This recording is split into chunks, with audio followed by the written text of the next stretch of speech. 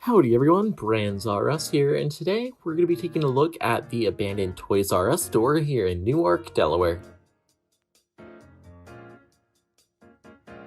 Now, despite the store having the vibrant Concept 2000 design that was a staple of Toys R Us stores built in the late 90s, the Newark location actually dates all the way back to 1984 and was remodeled sometime in the mid-90s.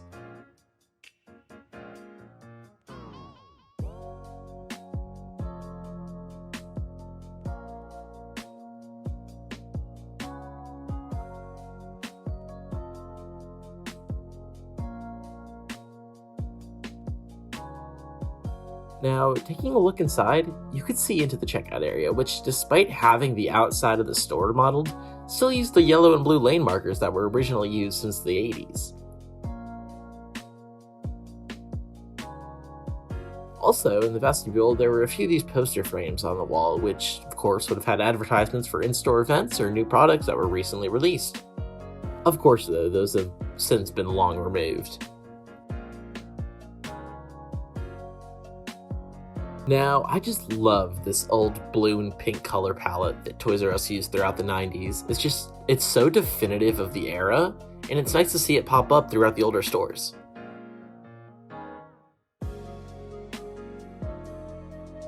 Now, looking back into the store, there's not too much to see. Although the checkout counters remained, not much else was left as far as fixtures go.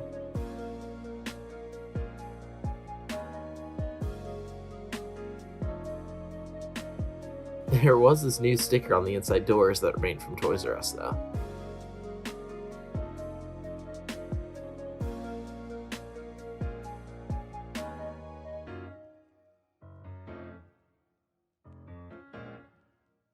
Looking in through the right, we could see inside the vestibule with the fluorescent lights hanging from the ceiling.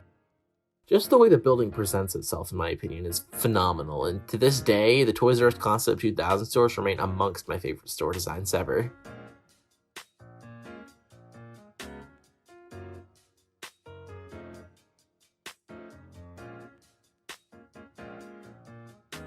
Now, let's take a step back to when the store opened in 1983. It opened as a classic brown roof Toys R Us store, with the main entrance being aligned to the right side of the building. While finding a picture of the store all the way back from the brown roof days would be near impossible, it would have looked near identical to this store in Jersey City, which was built around the same time and also features that skewed right entrance. In fact, you can see just where the original brown roof would have ended is denoted by where the wall changes from a smooth texture to a bumpy one.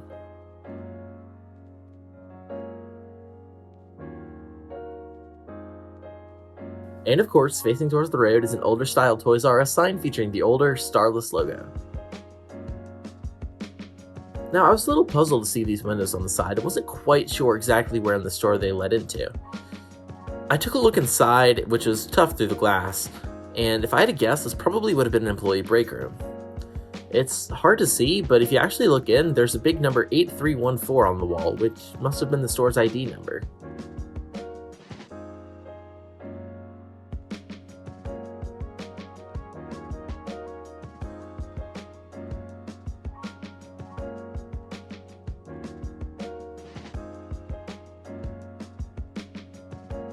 And perhaps it was just my imagination, however I thought I saw some pinholes on the wall suggesting there used to be a sign over there. Perhaps a Kids R Us sign back from the brown roof days was mounted over here before they did the renovation. Something that's pretty neat about this store is that the address is 10 Jeffrey Drive. Toys R Us was the first to open in this cluster of stores right off the highway, and as a result had dibs over what the road got named.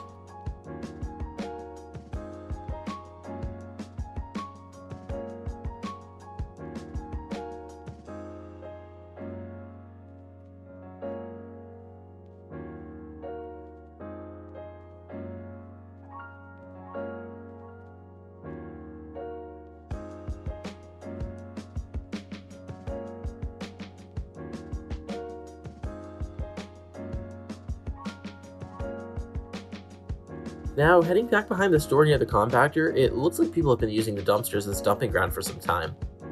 I took a quick peek around to see if there was anything left from Toys R Us, but unfortunately it looked like all notes of the store had been removed.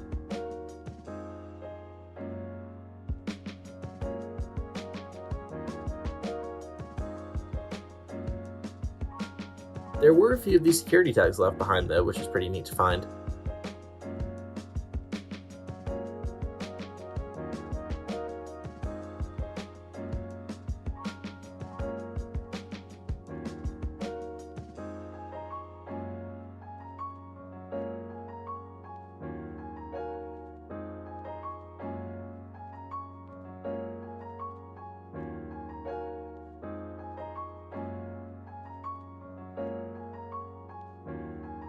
Up next, I made my way over to the receiving dock, which was left completely barren. I did climb up and take a peek through the little window that was on the door, but let me tell you, it's difficult to hop up there in jeans.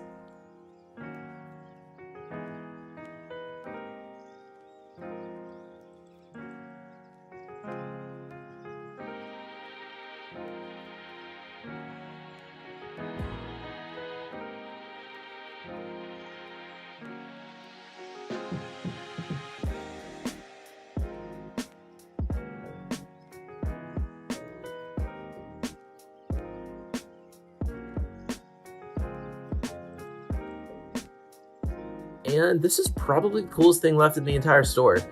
Visible from I-95 are these two signs, one for Toys R Us and the bottom one empty. Well, that empty one used to be for Kids R Us, which also used to have a store around the corner, though it's sadly been redeveloped. In fact, here's a picture of what the sign would have looked like back in the day. Once again, this picture's from the Jersey City store, which featured a Toys R Us and Kids R Us right next to each other. Even though Kids R Us has been gone almost 20 years now, it's neat to see that the old sign frame's still up there.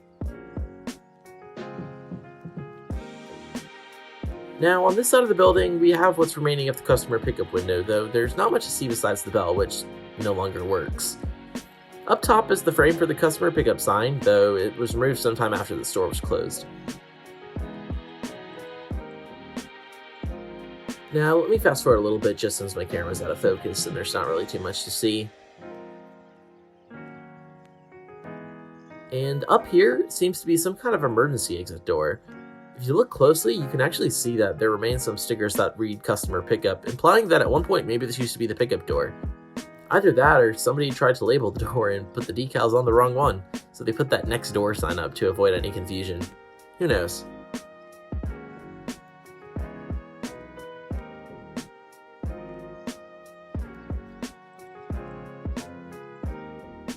And up front we have this mysterious door with the glass blacked out. I've seen this door at some other Concept 2000 stores, but I have absolutely no idea what it was used for.